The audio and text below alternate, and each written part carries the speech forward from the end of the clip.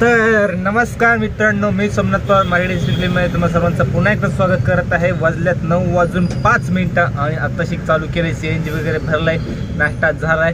तर बघू आता कधी ऑर्डर कधी पडती कधी नाही, भेटूया पहिल्या ऑर्डरला। तर मित्रांनो, पहिली ऑर्डर भेटली, ड्रॉप झाली लगेच आणि वाजल्यात 9:37। पहिली ऑर्डर आपल्याला भारतीवरनं भेटलेली, जे हॉटेल परागच्या तिकडं आहे। तर लगेच दुसरी ऑर्डर पडली, स्टेशनला जायचं आहे। तर कस्टमर येतात म्हणून वाट बघतो आपण। हॉटेल पराग जर नानापेठला आलात तर इथं थांबत जावा, कुठल्या विषयावाले असतात तर इथं ऑर्डर असतात। नानापेठमध्ये आले की हॉटेल पराग, हां हॉटेल पराग। तर बरेच लोक, कारण स्टेशनचं जवळ असल्यामुळं बाहेरची लोक येतात ना, ते इथं थांबतात। सकाळ सकाळ दुपारी बी ऑर्डर असतात, काय हरकत नाही। दुपार संध्याकाळ हॉटेल आहे, लोक येत जात राहतात। चेक इन चेकआउट 11 वाजता जास्त होतं, पहाटे बी जास्त होतं, पहाटे किंवा संध्याकाळी। लोकांची मर्जी, कधी येऊन जाऊ शकतं आपल्याला काय। तर बघू आता स्टेशनला जाऊन कुठली ऑर्डर पडते कुठली नाही। मोठी उचलायची, भाऊ उशिरा आलो आहे। आशा तर मोठीच असते, पण काय निराशा होते, छोटी छोटी ऑर्डर पडतात, घ्यावं लागते। कारण नाही घेतलं तर मग वेळ वाया जातो, मग संध्याकाळी 1600 करायला वेळ लागतो, असं होतं।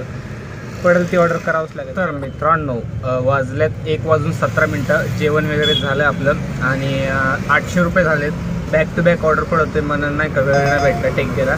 आता बी एक ऑर्डर पडते, पण 80 वाली पडते। पण आपल्याला आता आणि ते पिकअपला जरा लांब घेऊन नाही जाणार, तर आपण आता 100चीच ऑर्डर पाहिजे आपल्याला। 800 रुपये आहेत ना भाऊ, सगळ्या ऑर्डर आपण 100च्या वरच उचलले, त्यामुळे पटपट झालं। 100च्या खाली उचललं असताना नसतं वेळ 100च्या खालच्या उचललं छोट्या छोट्या वेळ लागतं।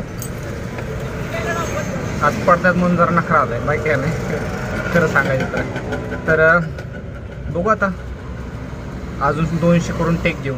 तर मित्रांनो, आपले झालेत 1200 रुपये, चांगली गोष्ट आहे। वाजल्यात 2:51। तर तुम्ही म्हणत असाल आज एवढं चांगलं का, ओला उबर मेहरबान? ओला तर नाही, उबरच मेहरबान आहे। तर काल सुट्टी होती म्हणून जेव्हा तुम्ही एक दिवस सुट्टी घ्याल आणि दुसऱ्या दिवशी आलात तर तुमचे लाड केले जातात आणि परत तिसऱ्या दिवसापासून हाय ते आहे। तर आता एक ऑर्डर होती पासपोर्ट ऑफिसला, बघू शकता पासपोर्ट ऑफिसला भरपूर गर्दी आहे। सगळ्या लोकांना नुसतं हिंडायचं आहे। चांगली गोष्ट आहे, हिंडलं पाहिजे। घरी बसून काय करणार नाही का, आपल्याकडे पैसे नाही म्हणून काय लोकांकडे बी नाही का।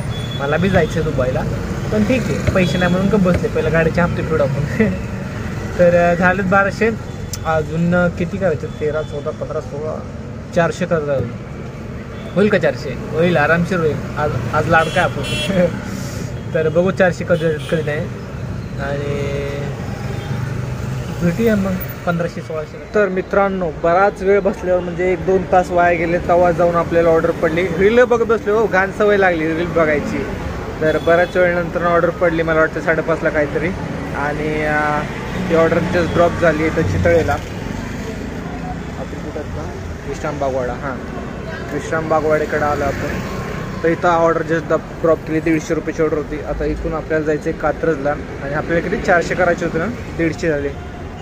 250 रुपये खर्च झाला, 300 400 250। अवघड दिसते, कारण वाजल्यात 5:50, 6 वाजायला आल्यात। 10 मिनटं थांबणार, लगेच निघणार। आपल्या इथं छोटे छोटे ऑर्डर मारू, 5 काय दुसरा पर्याय नाही। रीलनी माझे 2 तास वाया घालवले। कोणीतरी इंस्टाग्राम अनइन्स्टॉल करून टाका, अनइन्स्टॉल नाही, इंडियामध्ये बंद करून टाका।